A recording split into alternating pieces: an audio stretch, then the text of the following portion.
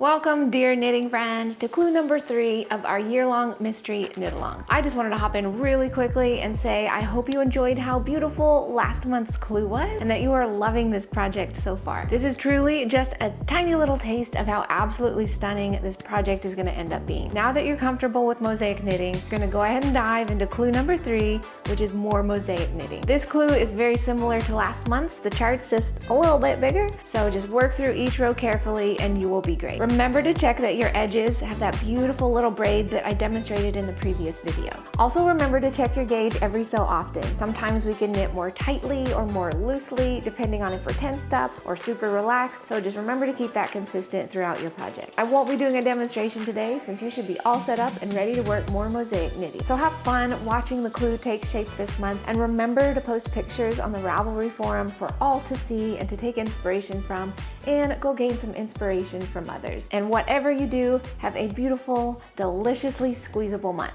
And I will see you next month. Bye-bye.